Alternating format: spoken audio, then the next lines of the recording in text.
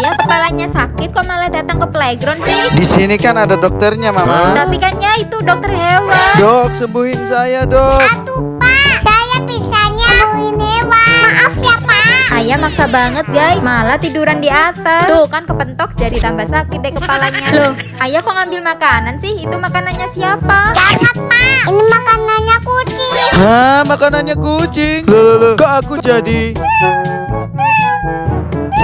Hah, kok ayah jadi kucing?